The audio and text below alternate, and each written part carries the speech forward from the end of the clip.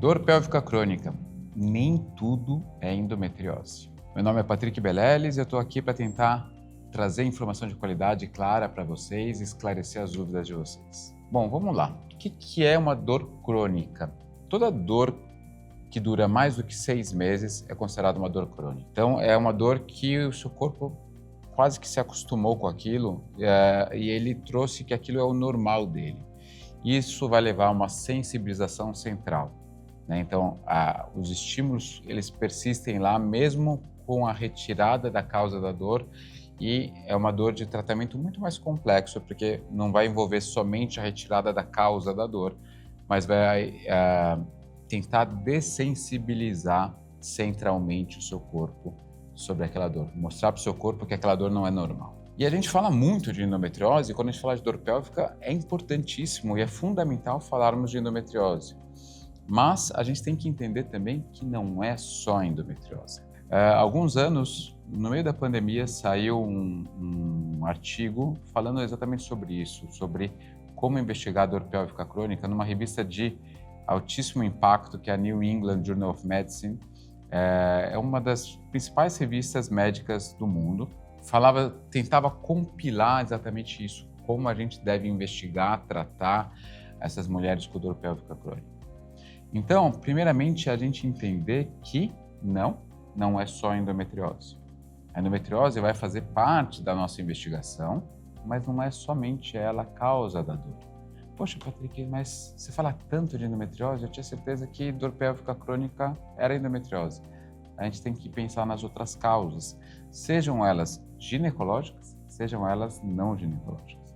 Então, vamos tentar trazer algumas aqui para vocês entenderem a complexidade deste tema. Primeiramente, eu já falei para vocês diversas vezes de uma outra causa de dor pélvica, a adenomiose.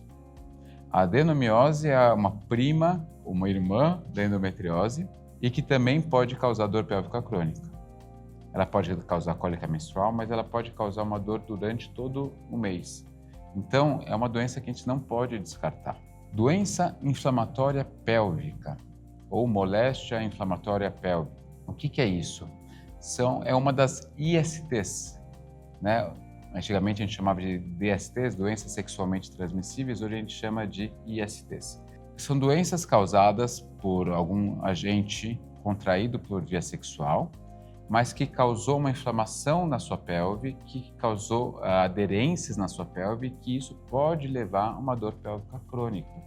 Então, a gente também tem que investigar isso. Se você teve um histórico de alguma IST que tenha sido tratada, com um corrimento fétido, purulento, a gente precisa investigar isso, porque eventualmente isso pode deixar sequelas para você no futuro, inclusive dificultando uma gravidez. Varizes pélvicas, né? Então, da mesma maneira que uma mulher pode ter varizes nos membros inferiores, não só mulher, né? Mas na mulher acaba sendo mais frequente, ela também pode ter na pelve. E essas varizes pélvicas, elas podem ser por uma causa de uma malformação vascular, em que a gente tenha uma compressão de um grande vaso que dificulta o retorno do sangue, ele fica congesto, acumulado na pelve, mas ele pode ser uma coisa funcional mesmo, da mesma maneira que aquela mulher teve uma variz no membro inferior, né, uma safena que é mais comum, ela pode ter na pelve também, isso trazer uma congestão na região e levar a uma dor pélvica crônica. Então só aí vocês já estão vendo que tem outras causas, né?